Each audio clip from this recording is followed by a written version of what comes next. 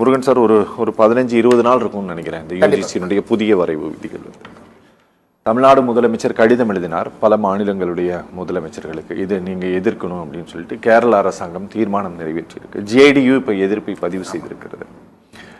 இந்த யூஜிசியினுடைய இந்த புதிய இந்த ரூல்ஸ் இன்னும் போய் சேரலைங்கிறதுனால இன்னும் பிற மாநிலங்களிலும் எதிர்ப்பை பதிவு செய்யாமல் இருக்குதா, இல்லை பிற மாநிலங்களுடைய இந்த மௌனத்திற்கு என்ன காரணம்? அதான் சார், முதல்ல அவங்க டிராப்டிங் போட்டிருக்காங்க. பேர் டிராப்டிங் போட்டிருக்காங்க. கருத்துக்களையும் சொல்லி டிராப்டிங் சொல்லியிருக்கிறாங்க. 28 பக்கம் தான் இருக்குது. ஆமா, டிராப்டிங்னு சொல்லிட்டு கடைசி பத்தியில இது இம்ப்ளிமெண்ட் பண்ணலனா, ஆமா, இது நீங்க ஃபாலோ பண்ணலனா உங்களுக்கு பட்டத்தை நீங்க கொடுக்க முடியாது, உங்களுக்கு அங்கீகாரத்தை ரத்து பண்ணிடுவோம், நீங்க தொலைதூர கல்வி நிறுவனத்தை நடத்த முடியாது, ஆன்லைன் கோச்சிங் எதுவுமே இல்லை, அது வரைக்கும் எல்லாத்தையும் நான் ஸ்டே பண்றேன் அப்படின்னு சொல்லிட்டாங்க. அதனால இப்போ தமிழ்நாட்டில் இருக்கக்கூடிய யூனிவர்சிட்டிஸ் பொதுவாக பார்த்தீங்கன்னா யாருமே அப்ளிகேஷனை கொடுக்கல அட்மிஷனுக்கு. அதாவது அஞ்சல் வழி படிக்கக்கூடிய தொலைநிலை கல்வி படிக்கக்கூடிய மாணவர்களுக்கு இன்னும் அப்ளிகேஷன் கொடுக்காம பெண்டிங்ல இருக்கு. ஓகே, ஒன்று. முதல்ல இந்த டிராப்டிங் இப்போ நம்ம தமிழ்நாடு அதிகமான மக்கள் தொகை கொண்ட உயர்கல்வியில் அதிகமாக பயின்ற காரணத்தினால் இதை பற்றி ஒரு கலந்துரையாடல் வந்துட்டு இருக்கு. ஆனால் அந்த கலந்துரையாடலில் என்ன வருது அப்படின்னா, துணைவேந்தரை நியமிப்பதற்கு ஆளுநர் உரிமையுடையவர், மாநில அரசாங்கம் உரிமை இல்லை. முதல்ல 5 பேர் கொண்ட கமிட்டி இருந்துச்சு, அப்புறம் இது 3 பேரா மாத்தினாங்க. அந்த 3 பேர்ல யாரை நியமிக்கணுன்ற அதிகாரத்தை ஆளுநர் எடுத்துக்கிட்டாரு அப்படின்ற கான்செப்ட்ல எல்லாம் பேசிட்டு இருக்காங்க. ஆக்சுவலா 28 பேஜ்ல ஒரு பேஜ் தான் அந்த விஷயம். மீதி 27 பேஜ் எங்கிருந்து வந்தது அப்படின்னா தேசிய கல்விக் கொள்கையிலிருந்து வருது. தேசிய கல்விக் கொள்கை அதை அவங்க இம்ப்ளிமெண்ட் பண்ண ஆரம்பிச்சிட்டாங்க. அதனுடைய டிராப்டிங் தான் இது. தேசிய கல்விக் கொள்கை ஏற்கனவே அமல்ல இருக்கு, கொஞ்சம் கொஞ்சமாக அமல்படுத்திக் கொண்டே வருகிறார்கள். உயர்கல்வித்துறைக்குள்ளேயும் கொண்டு வராங்க. ஒரு பெரிய ஆபத்து என்ன அப்படின்னா, நம்ம புரிந்துக்க வேண்டிய இந்த விஷயத்தை ஒரு சமூக பிரச்சனையாக அணுகணும். நீங்க தமிழ்நாட்டில் இன்னைக்கு 50%, இன்னைக்கு 54% இன்னைக்கு ஜிஆர் இருக்குன்னு சொல்லிட்டு இதுலயே போட்டிருக்காங்க. ஜிஆர் எல்லா மாநிலங்களிலும் அதிகமா இருக்கு. ஆல் ஓவர் 26.7 தான் தேசிய சராசரின்னு சொல்லிட்டு இவங்களே போட்டிருக்காங்க. ஆனா இவங்க என்ன பண்றாங்க அப்படின்னா, அந்த உயர்கல்வித்துறையில் இருக்கக்கூடிய மாணவர்கள் இப்ப பிஏ படிக்கணும், பிஎஸ்சி படிக்கணும், எம்ஏ படிக்கணும் அப்படின்னு சொன்னா இது ஒவ்வொரு குடும்பத்தையும் சார்ந்த பிரச்சனை. இது நீங்க என்ட்ரன்ஸ் எக்ஸாம் எழுதணும்னு சொல்றாங்க. நுழைவுத் தேர்வு காமன் என்ட்ரன்ஸ் எக்ஸாம் எழுதி நீட்டுக்கு எப்படி நீங்க எழுதி டாக்டர் ஆவீங்களோ அது போன்று நீங்க எக்ஸாம் ஜெனரலான ஒரு எக்ஸாம் எழுதி அதுல தேர்வு பெற்ற பிறகுதான் நீங்க பிஏ வரலாறு சேர முடியும், பிஏ இங்கிலீஷ் சேர முடியும், பிஎஸ்சி சேர முடியும் அப்படின்னு கொண்டு வர்றாங்க.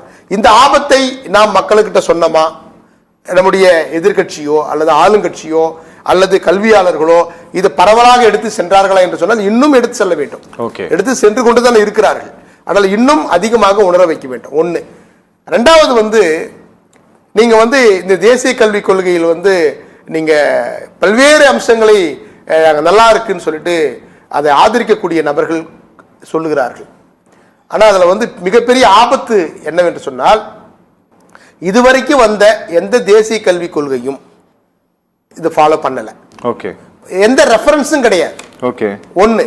ரெண்டாவது இந்த எங்களுடைய நோக்கம் என்னன்னா, 4வது தொழிற்புரட்சி நாங்க நடத்தணும் இந்தியாவில். 4வது இண்டஸ்ட்ரியல் ரெவல்யூஷனை கொண்டு வரணும். அதனால நாங்க தேசிய கல்விக் கொள்கையை கொண்டு வருகிறோம் அப்படின்னு முதல் பேஜில் போட்டிருக்காங்க. நீங்க தேசிய அளவில் ஒரு தொழிற்புரட்சி நீங்க கொண்டு வரணும்னு சொன்னா நீங்க என்ன பண்ணணும்? நீங்க இன்ஜினியரிங் காலேஜுக்கு முன்னுரிமை கொடுக்கணும், நீங்க ஆர்ட்ஸ் அண்ட் சயின்ஸ் காலேஜுக்கு முன்னுரிமை கொடுக்கணும். கல்வித்துறையில் நீங்க புரட்சி ஏற்படுத்துங்க, நல்லது. ஆனா நீங்க ஏற்படுத்தியிருக்கக்கூடிய புரட்சி என்ன?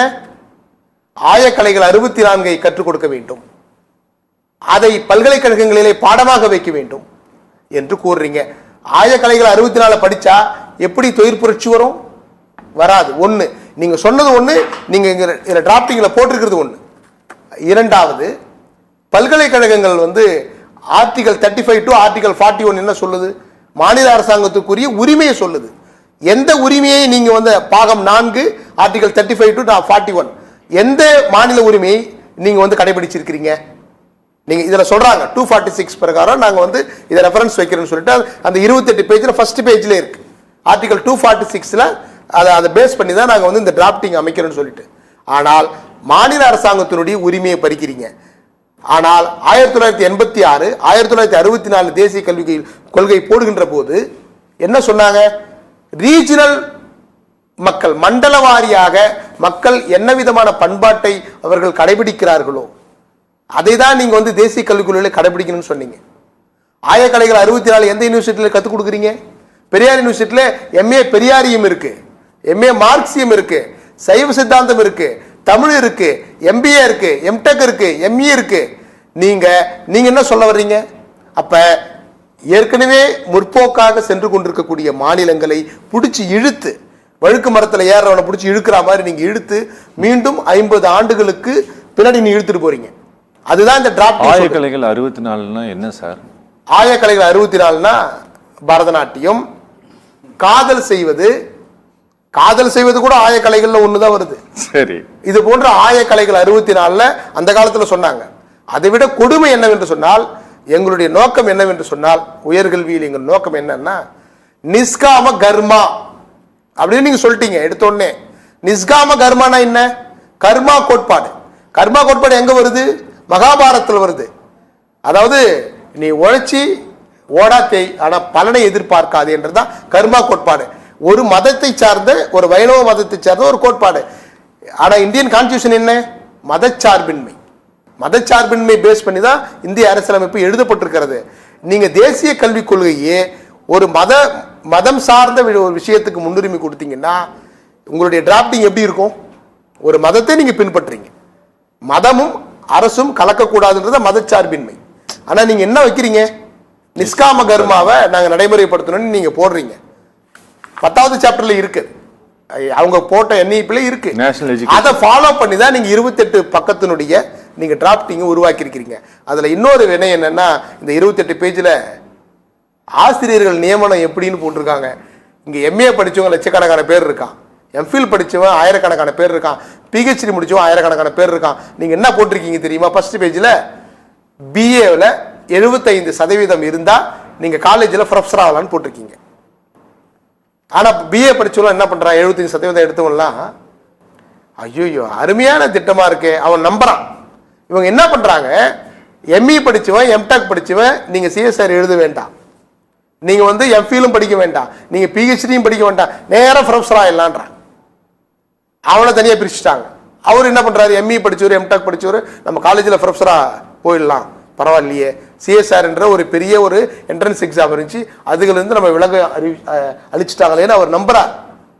பிஏ படிச்சவர் என்ன பண்றாரு? அடாடா பரவாயில்லையே, 24 வயசுல நம்ம காலேஜ் ப்ரொஃபஸரா போயிடலாமா இருக்குது அப்படின்னு முதல்ல நீங்க மேல போட்டீங்க. ஆனா அடுத்தது கீழே எங்க வரீங்க? நீங்க பிஏ சேர்வதற்கு நீங்க நுழைவுத் தேர்வு எழுத வேண்டும், நீங்க ஒரு செக் வைக்கிறீங்க. அப்ப நீங்கள் சொல்லக்கூடிய தேசிய கல்விக் கொள்கைக்கும் இதற்கும் முன்னுக்கு முன் முரணாக இருக்கிறது. ஒண்ணு. ரெண்டாவது, ஆசிரியர் நியமனம் சொன்னோம், லைப்ரரியன் நியமனம், துணைவேந்தர் நியமனம், இணை பேராசிரியர் நியமனம், பேராசிரியர் நியமனம், முதல்வர் நியமனம். ஒவ்வொரு நியமனத்துக்கும் இவங்க ஒவ்வொரு பேராகிராஃப் கொடுத்திருக்கிறாங்க. நீங்க என்ன கொடுத்திருக்கிறீங்க? பேராசிரியர் வந்து நெட் எக்ஸாம் எழுதணும்னு சொல்லிட்டீங்க. இன்னைக்கு வந்து தமிழ்நாட்டில் வந்து நெட் எக்ஸாம் பாஸ் பண்ணுவவங்க, யூஜிசி பாஸ் பண்ணுவவங்க, சிஎஸ்ஆர் பாஸ் பண்ணுவவங்க 2 லட்சம் பேர் இருக்காங்க. 2 லட்சம் பேருக்கு வேலை வாய்ப்பு அதுக்கே வழியை காணும். ஆனா நீங்க என்ன சொல்ல வர்றீங்க? ஏற்கனவே இருக்கக்கூடிய நடைமுறையை முற்றிலும் தலைகீழா மாத்துறீங்க. உங்களுடைய அந்த ப்ராசஸை கம்ப்ளீட்டா மாத்துறீங்க நீங்க. ஒன்று, இது போன்று முன்னுக்கு முன் முரணான ஒரு டிராப்டிங் இது. அதே போன்று உங்களுடைய நோக்கம் தவறாக இருக்கிறது. எனவே உங்களுடைய டிராப்டிங் தவறாக இருக்கிறது. அந்த துணைவேந்தர் நியமனத்தை மட்டும் நாம பார்க்காமல் அனைத்து அம்சங்களையும் பார்த்து மக்கள் மத்தியிலே விழிப்புணர்வு ஏற்படுத்தி இது வந்து ஒரு மக்கள் சார்ந்த பிரச்சனையாக கொண்டு செல்ல வேண்டும்.